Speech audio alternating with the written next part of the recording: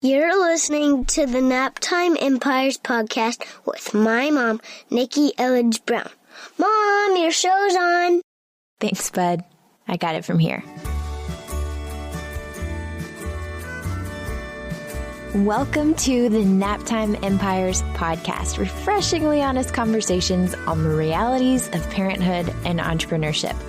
I'm your host, Nikki Elledge Brown. Let's get started.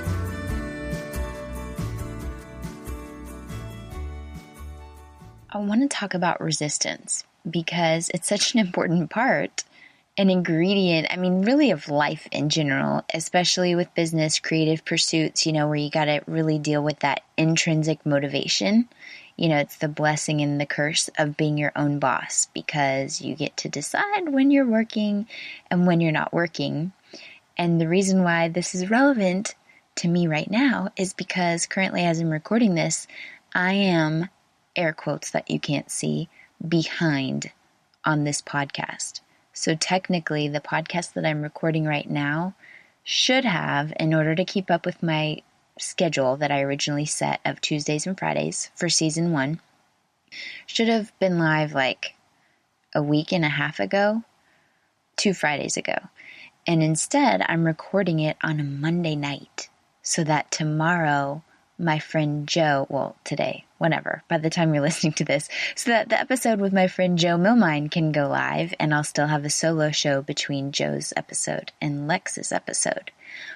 I just let myself get behind, and what I wish I could rewind and tell myself is, Nikki, remember when you were in grad school in your final semester and you were seated at a table with all of your new classmates, the incoming folks who were just starting grad school, and your professors asked you what was your number one tip for the new people coming in, and what did you say? Well, here's what I said. I told them that if you're not going to actually do something, for example, if you're not actually going to write your paper till the end of the semester, don't spend the entire semester dragging yourself energetically through the mud to be like, this weekend I'm really going to do the outline. This weekend I'm really going to find my sources. This weekend I'm really going to blah, blah, blah. And then every weekend you're like polluting your time, your weekend, every day by telling yourself you're going to do this one thing that you're not actually going to do until the final weeks or whatever it is. There's 2 sides to this coin. Forgive me for being a little all over the place because I kind of want to talk about both sides. It's a little bit about putting the pro in procrastinate and how to actually enjoy the process. Like legit, if there is something that you want and need to do, but you're a bit resistant to it. And that resistance is really just because you actually have other things that are more immediate that actually need to happen first. So on one side of the coin, what I want to tell you, and again, me, tell myself this, is like, dude, if you're not actually going to do that thing until a week from now, a month from now, a year, 10 years from now, whatever it is, please put it on the shelf and let yourself off the hook for not actually doing that thing right now. If it doesn't actually have to be done right now, and or you're just not going to actually do it right now, cross it off the list. Move it. Set a reminder in your Google Calendar. It doesn't even have to be on paper. Set a reminder on your Google Calendar or whatever it is to ping you and remind you when it's time. But energetically cross it off the freaking list and don't look at it anymore. Because seriously, if you're doing the shuffle, the to-do list shuffle, I do it. And I've been doing it for literally weeks now with this podcast episode. With this one podcast episode, which is really fun to record sitting here in my closet while everyone else in my house is asleep. But I've been putting it off. Episode 25. Cross it out, add it to a new list, move it to a new sheet of paper. All right, today we're going to do a clean start, new sheet of paper. It doesn't have to be that way. It really doesn't have to be that way. So that's the one side of putting the pro in procrastinate and just really getting clear and honest with yourself about the actual amount of time it's going to take you to do something. When is it really important that you actually do the thing? And it's not necessarily about waiting to the last minute, but again, for me in grad school, for example, when we would write a paper and it would be most of your grade was this research paper or article, I would wait until the last couple weeks, till it was due. And I would kind of beat myself up over it the whole time when I wasn't actually getting that head start. This semester is going to be different and I'm going to get a head start and whatever. And I never did. And I just wish I would have given myself that permission to just enjoy that weekend, whatever I was doing, without feeling like I should be working on this, but instead what I want to do is this. You know what I mean? Okay, so that's one side of the equation. The other side of the equation, there are lots of resources in terms of resistance. If you've never read Steven Pressfield's book, The War of Art, you got to read it, because that was my first experience in looking at resistance in a new way. So the summary that I wrote actually in a blog post, which I will link up at naptimeempires.com, I wrote it in a blog post way back when, in 2013. And my summary was resistance. This is my summary of The War of Art by Steven Pressfield. Resistance is real, an evil force trying to keep you from doing what you were created to do. The stronger you feel resistance to something, the more important it is that you do it, unless, of course, you're feeling resistance to something harmful. So don't do that. Also, and this is the big one, to be a pro, you have to commit and do your work. This is the key right here. The hardest part isn't doing it, but starting it. So make yourself sit down every day or whatever it is for you and crank something out. It's not a coincidence that when you sit down and make an effort, miracles happen. The words come. It's God's way of rewarding you for doing your work. Bottom line, you owe it to yourself and the world to do the work you were meant to do. Do it. Right? It's not always that simple. And I have new layers and appreciations for resistance and what it means. I don't necessarily think it's evil. I think it can be our friend and really helpful and reframes and all of that. But it's just something that we all deal with.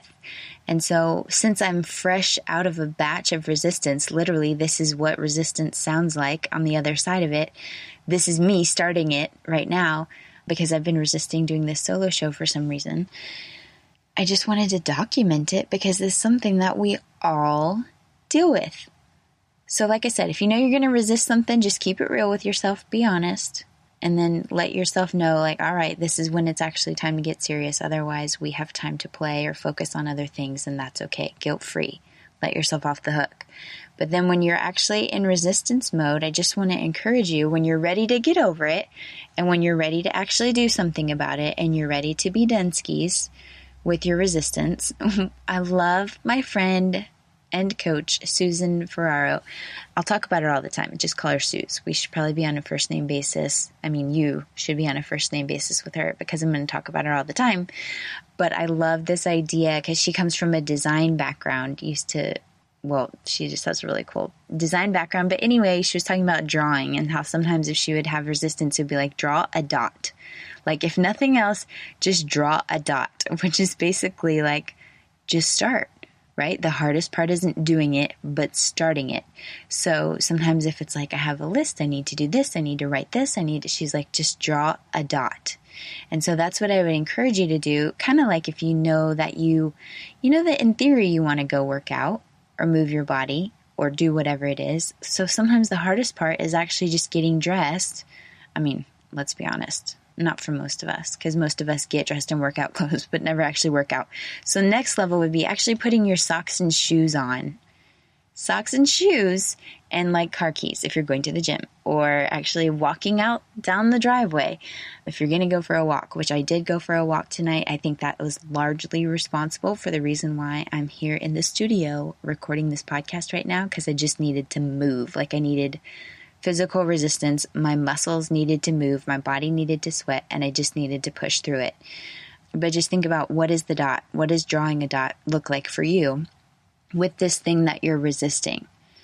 Part of it could be sometimes legit. The resistance is saying, no, don't do this. This isn't right for you. So that's something that nobody else can tell you. You have to follow and trust your gut there. If the resistance is saying, no, this really isn't right for you. But a lot of the time, the resistance is just something that, once you do it, you're actually going to feel better. And this is another thing that Susan was helping me see today, and really thinking about, what is the emotion on the other side? I've heard Shailene Johnson talk about this before too, where she's like, if you're working out because you want to see washboard abs after 30 minutes of cardio, you're not going to stay motivated. You're not going to care or be excited about doing the cardio because you're not going to see washboard abs right after 30 minutes of cardio. If you want to work out because of how it makes you feel, the immediate, response and reaction and immediate result of how you feel after you work out, then that's going to be more sustainable, because then you're going to just start looking forward to what is it that happens right after you work out, the endorphin release and all of that. And this is what Suze was talking about too. It's like when you actually cross that thing off your list and you actually feel really great about it. Like, I'm going to just float on over to my bed to go to sleep tonight because I finally did this podcast. It's going to feel amazing. And so you want to think about, how are you going to feel once you've done that thing? Because so often we avoid it because we feel like, oh no, it's going to feel like work, or whatever the story is in our heads. We're avoiding it for a reason, right? But it's not actually true, because we still feel like poop while we're in the resistance mode of it. I can't even tell you how much energy I have lost and flushed down the drain, the imaginary drain, over the last 2 weeks because I was behind on my podcast and I was like beating myself up over it. Even though logically I knew, like, Nikki, this is okay. It's actually your podcast, and no one has even made a peep about it because you probably need to still catch up on all the other episodes. It's quite all right. But for me, I was all priding myself on, this is exactly why it happened. I'm sure of it.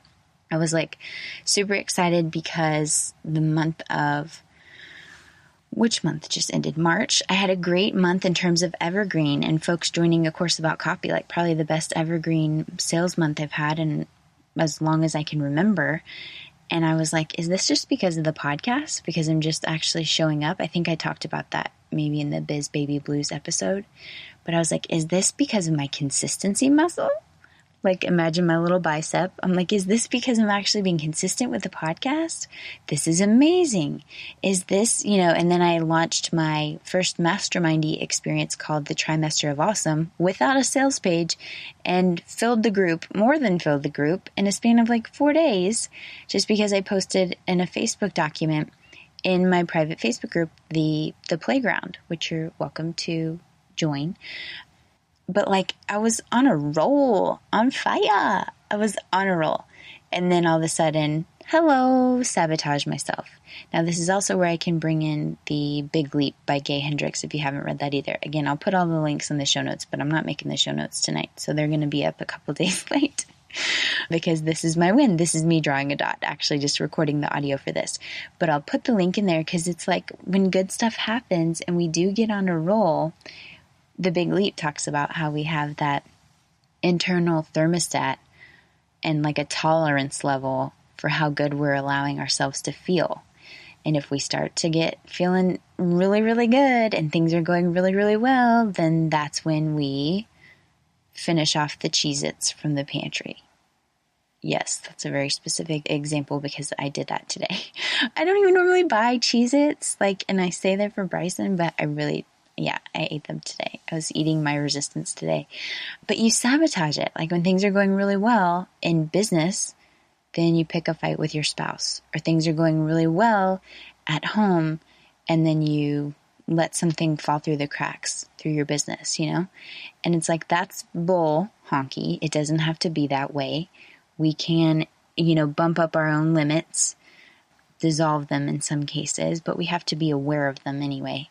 So again, I told you I'd be kind of all over the place, and I'm going to continue to be all over the place because I have one more example that I think is worth including in this discussion, and I would love for this to be a discussion. So please, if you haven't yet, join the Naptime Empires Playground at naptimeempires.com/Facebook so that we can have this discussion, because I just think it's really valuable to hear other people are going through this and get ideas and kind of workshop ideas on what do you do when you're feeling resistance. And the last thing you want to do is the thing that you most need to do. But basically, along with the drawing a dot theory, I think back to a few weeks ago, or maybe a couple months ago, I don't know, when Bryson and I had gone, and Deacon, and we had gone to FedEx over on Lagoon Drive. It's the most beautiful FedEx location, I'm sure of it, in all of maybe the world. It's just beautiful because it's Lagoon Drive. You see this beautiful lagoon, you see downtown Honolulu and Diamond Head, and you see the airplanes that are coming in and landing. I did a Facebook Live on this. I don't even know if I've talked about it on another previous episode. Excuse me if I'm repeating myself. But basically, we were just watching the planes come in, and it was so cool to see that there was a plane that was coming every few minutes. One would land, and then the next one would come, and then the next one would come, and then the next one would come. It was just a constant, steady stream of planes coming into H&L. And we were just sitting there watching it, and it made me think of how, like, so often we get so scared about this one step, whatever that dot is, whatever the next baby step is in that project that you're working on, and we get all fear and frozen and whatever, and then we don't take that step. So then, of course, it feels like crap because all the other planes are now trying to reroute all of those other next steps. The universe is now trying to like completely realign and be like, hold on, guys. Or I think of like Lucille Ball in the Chocolate Factory, you know, when this like everything started to get out of control because they couldn't just like keep it moving. There's a kink in the hose. I mean, how many metaphors and analogies can I throw in a 3-minute span right now? But you know what I'm saying? The point here is like, once you take that next step, the next step is going to become available. The next step will be visible to you, but you actually just got to land this plane, draw the dot, like take that one next step, and then the next one will become available. So if part of you is afraid that you don't want to take this action because you're not sure what's going to happen, of course you don't know what's going to happen.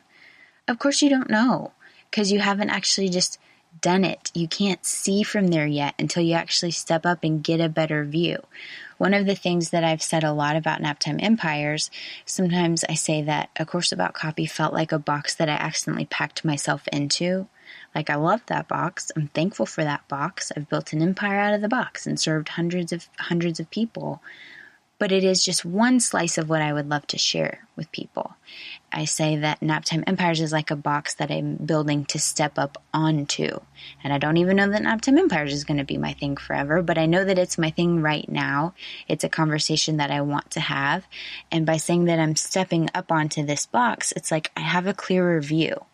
I have a better viewpoint from here. I can see things. I can see more possibilities. People can see me better. And so it's kind of what I want to say to you about if you're worried about the next step and not knowing what's going to come after it, try to suspend that concern and know that your only job, the only thing you need to do today is to draw the dot and to trust that the next step, the next line, the next squiggle or swirl is going to appear. That's it. Just draw the dot. So that's my main message for you from my closet tonight. Coming out from the other side of resistance, I feel 100% better already. I'm like over here on the other side of the fence, and I'm reaching my hand because I know how poopy it feels. I literally felt like my head was just a block of resistance. And there's all kinds of tools like tapping, EFT. I could do a whole episode on that too, because I know it sounds cuckoo, but I actually love it. I love it, and I can't really stop talking about it. Anytime someone asks, I'm like, I know, I love to talk to skeptics about tapping. It's called the Emotional Freedom Technique, and you can just Google it and find a bunch of YouTube videos. I highly recommend Brad Yates. Anyway, so we can talk about that too. That's another tool for moving through resistance. But in the meantime, just think about baby steps. The one next step, what's just the one plane that you're going to land, because the next one's going to come in very reliably. It's going to show up for you. Again, you show up, then providence comes too. Anyway, again, I know it's a little all over the place. That's cool with me because I'm proud of myself for breaking through my resistance tonight and recording this episode for you and for me. All we got to do is draw the dot. Thank you, Suze, for that. Thank you, Stephen Pressfield, for War of Art. Yeah, just think about how great you're going to feel. Like how great I feel right now, going to bed with my head hitting the pillow, feeling like, great job, Nikki. Yeah, maybe you finished off the Cheez-Its, but you went for a walk, you had a great family dinner, you did your exercise DVD, and now you've recorded the podcast that you've been putting off for like 2 weeks, you know? It's going to feel good when my head hits the pillow. So I want you to feel good when your head hits the pillow tonight. And in order for that to happen, I just want you to think about, what is the dot for you?